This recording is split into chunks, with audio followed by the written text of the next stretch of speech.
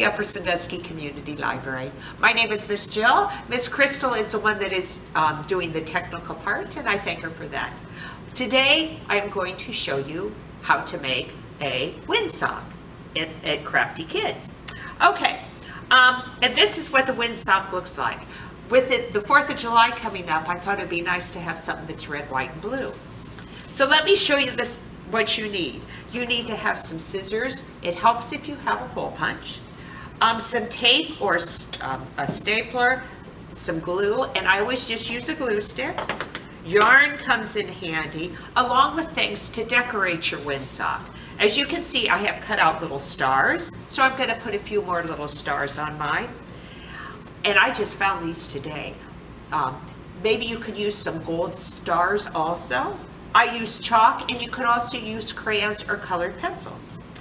Okay, oh, and this part right here, what I did was just to take one of these plastic tablecloths, and I just cut strips with that. So I have some white and some red strips.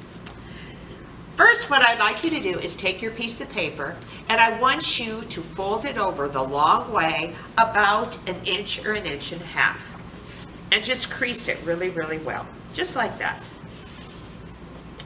Okay, then go ahead and turn it over. Again, your fold is right here, and you can go ahead and put some decorations on it. And I have these stars. Now, I had also cut out some blue stars in case maybe I would decide to use a red piece of paper or a white one. But I am going to put 5 glue dots right here. 1, 2, 3, 4, and I'll put one right in the center. 5. And I am going to take a combination of the red stars and the white stars and put them right here. There's the 1, 2, I guess that's, some of those are hard to get apart. 2, let's do another red one.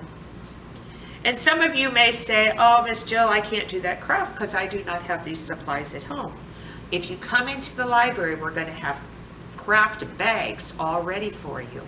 That all you would really need is the glue and the stapler or the tape. Okay, let's put one more red one on. Okay, so let me show you what mine looks like so far. There we have this. Now, I like to take just a white piece of chalk and just kind of make some designs on it.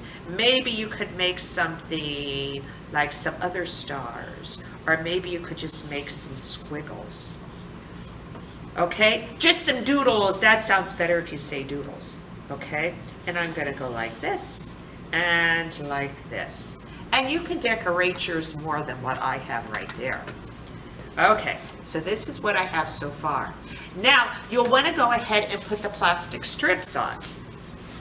And the way I am going to do that is by turning it over. You're going to do it on the opposite side of where you have your fold. So I'll be putting my plastic strips right there. And I'm going to do it this way. I'm going to put a part of the glue, and I'm going to take one and put that on. Just like this. That is the part that is going to move around in the wind. Then I'm going to put another one right there. And we're going to go every other one. So now I'm going to use a red one. And I don't know if you knew this, but sometimes if you go to airports, you will see windsocks there. And the windsock is really used to help them to see how much wind there is. Because sometimes if it's just a little bit windy, it'll move a little bit. But if it's really windy, you would be like this. So with something that is so simple to make, it can tell a lot of different things. If you would put your windsock outside, you would be able to see how the wind is. I'm going to do another one right here. Let's do another red one, like this. There we go. And you know what? I think I will do one more white one.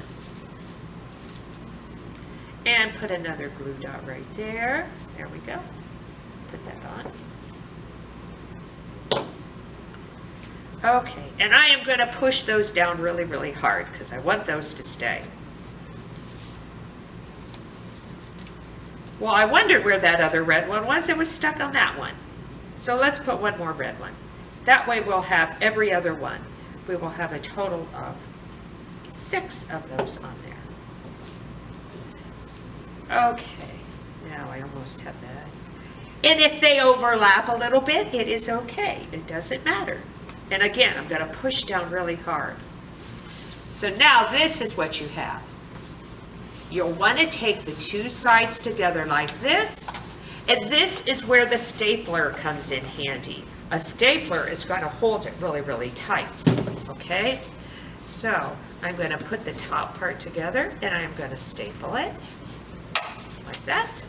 Try to get it a little bit in the center, which is a little bit harder to do, but just do the best you can. And then I am also going to do it at the bottom. I just find it a little bit easier if you have it stapled in 3 different spots. You could tape it though too. Now you have this much done, but you'll want to hang it on something. You may want to hang it on a tree branch, okay? Which that would work. I am going to take, about a foot of yarn. And I am just going to cut that off like this. That is about 1 foot. But I am not going to just tape it on. I am going to use my hole punch for this part. And I'm going to do 1 hole right here. And then you try to have it about on the opposite side and do another one right here, like that. This is going very, very well. Put your yarn through one side, 1 hole, and go ahead and knot it like this.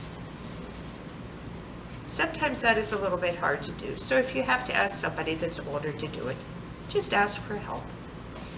And then I am going to take the other side and go through right here like this, and then tie this one. And like I said, I think this would be really pretty to hang from a tree branch. I have lots of trees at my house, so that's what I think I will do with mine. And now you have your windsock. So I hope you will enjoy this craft, and I am glad that you were able to visit us this way. Thank you for coming. We'll see you later. Bye-bye.